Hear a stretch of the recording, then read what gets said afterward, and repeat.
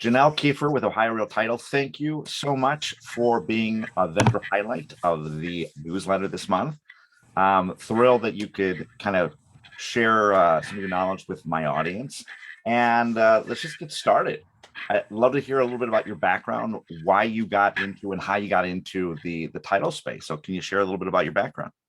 Sure. First, Joel, thanks so much for having me. It's funny to be on the other side of an interview. Yeah, I mean, my background has been sales. I went to school for sales and communication. I like to say professional BS, but I'm doing what I paid for, so that's good. I started off as a pharmaceutical sales rep.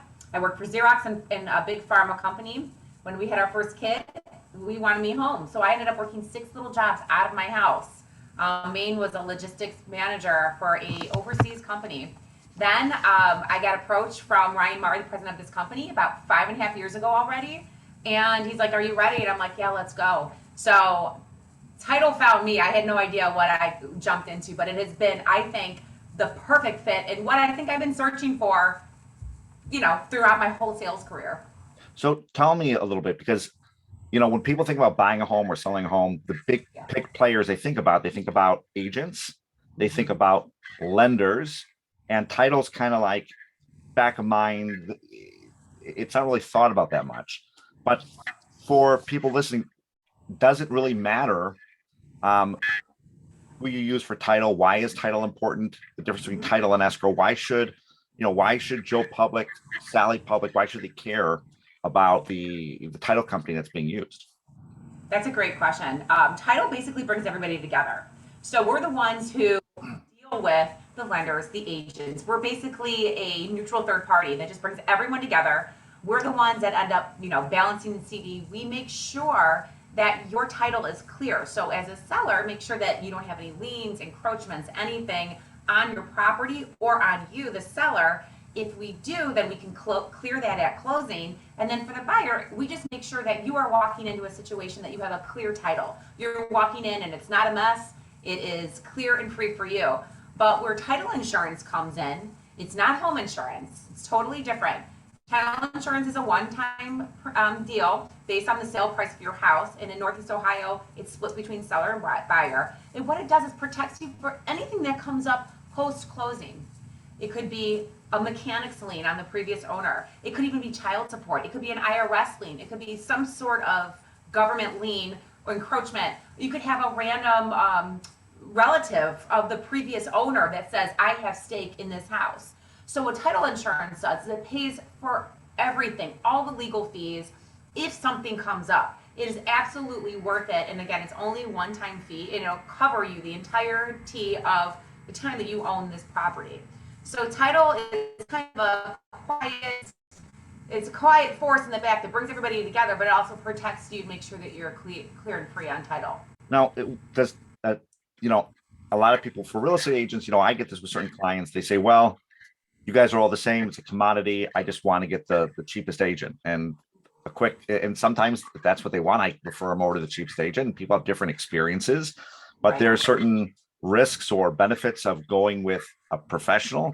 Tell me a little bit on the title space. What separates a good title company from a bad company, or what are 3 to 5 mistakes or 2 to 3 mistakes that you see consumers making when looking at a title company, and what should they consider when doing some research? Yeah, that's a great question. First of all, when you're looking at a title company, title insurance it's a state premium. So we all have the same amount. The differences are like exam and recording fee, or like exam fees different, and so are recording fees, basically. So when you're looking at the price, I think number one, the job of a listing agent and a selling agent is to explain what title does and what the fees are. If not, we'll discuss that with them. So I like to take the fees out of it because to me it's such a nominal difference. Unless you want to go online and find some broker who's going to do everything for $500, then go for it. Then go for it. You can do that. But what's different between Ohio World Title is we are the number one in this area, and actually we have 9 offices. One we just opened in Naples, Florida. The difference between us is that we're always one step ahead as far as technology. That's very, very huge, especially now make things go a lot faster as far as your earnest money deposit tool, all the other resources that we supply our agents to use and our consumers. Also, we have so many offices that you have different escrow agents. So you're not having a plethora of orders coming in and only being handled by one office. You just can't handle the magnitude of the volume. So that's another plus for Ohio Real Titles, that we have all these locations. The way it works with us, and just so you know, with Joel, obviously I've been working with you, and the difference that we have is that we have an escrow team, that Joel works with an escrow team 9 out of 10 times on his deals. But what the difference between us is that you have me as a liaison, you have sales and marketing reps within our company that are able to talk to your clients, are able to smooth things out. When escrow's heads down, just working on the computer, we're the ones that are kind of the bridge. So I do believe that that sets us apart. Yeah, I mean, you mentioned. Oh, I'm sorry. I Go should ahead. say that I love that for my clients. You know, there's lots of good title companies. There's some bad ones, bad communication, different things. Mistakes happen no matter how good you are. But having access to you directly, as well as I love that you guys have an ACH deposit. So if buyers putting in earnest money, they don't have to write a check or do a handoff or snail mail. They can go online and ACH it over. And I've had clients that are out of the country that are investors or just traveling, and it's a huge benefit to go on the computer and just do earnest money deposits right wherever they are in the world. So that's very, very cool. Very cool. It is. And and you also have to look at the underwriters too. You know, we have the big players. You want to make sure that your insurance is being insured by the correct underwriters, and so that helps as well. We have the big three here. Because you do so much business, what do you guys see in the market? Like, what do you see happening in the space of real estate? Do you see things getting higher, lower, better, worse? What are you seeing for people that are watching that are curious about a title perspective for the market and the economy?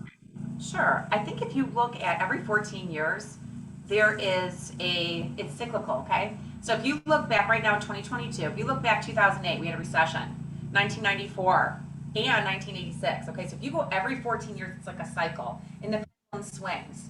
So the pendulum is starting to swing back in the buyer's favor. Interest rates are going up a bit, but nothing like, 20, 30 years ago. What I'm seeing in the market is now that we're hitting that, we're at the tail end of that 14-year cycle, starting to see the market slow down a bit.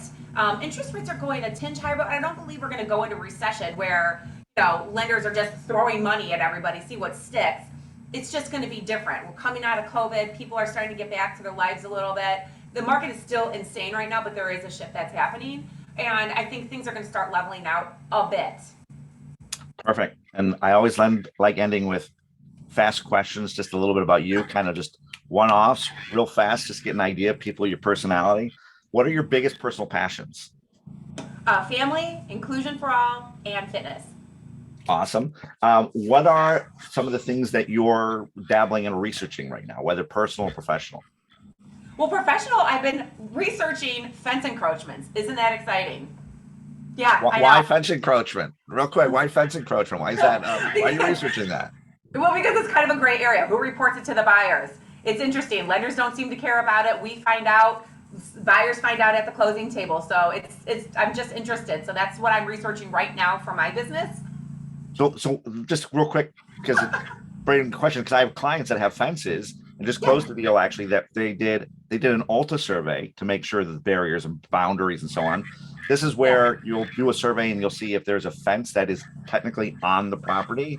And if it isn't, then it becomes a problem of how to handle that. Is that correct? Yeah, I mean, it's just like if you're moving into a property, and neighbor's fence is on your property, what are you going to do about it? Lenders really don't care. And, it's really not a huge deal, but it's just been coming up more. And so yes, that's what I'm researching. That's fair. Books, blogs, TV shows, like what are you doing for just entertainment or education, or what are you getting into as far as any things that you recommend for people that you find interesting? Sure, I'm an avid reader, and I had a goal, at least one business book a month. So some I love right now, Never Split the Difference, Chris Voss, phenomenal. What Got You Here Won't Get You There, Marshall Goldsmith, excuse me, good book. Atomic Habits, James Clear, very good book. It's just redefining your habits, but my number one right now is Never Split the Difference. That's awesome. If you had to go back in time to when you started in the title industry, what would you tell yourself now that you wish you would have known then? Just slow down, realize it's going to come. Success comes. I'm a hustler. I like to see things fast. Yes. In title. Now let's go back further. I'm not going to ask your age, but if you were to go back to your 20 yourself, when you were 20 years old, what would you tell your 20-year-old self? What you know? Professionally, all the hustle is worth it. Fail fast, fail forward, and don't get hung up on the failures. Just move on. Personally, you'll love yourself in 20 years, so get over your hangups now. I love it. And then is there anything else that you'd like people that are watching this to know, whether about, decisions or title or real estate or you or anything else you'd like to share? You know what? I mean, I don't love talking about myself, so I'm going to say focus on you, Joel. If you guys are out there, work with Joel. He's very smart. He's financially minded. He comes from a very strong financial background, and he has a different, I think, selling point as a real estate agent, just from having that financial background. And he talks fast, so if you need him to slow down, just ask him. No, he's great, and I appreciate your time, Joel. Janelle, thank you. If people want to get a hold of you, what's the best way for them to reach you? Janelle Keifer at ohiorealtitle.com. And I'll share that information in the newsletter. Thanks, guys. Thank you so much, Janelle. Thanks, Joel.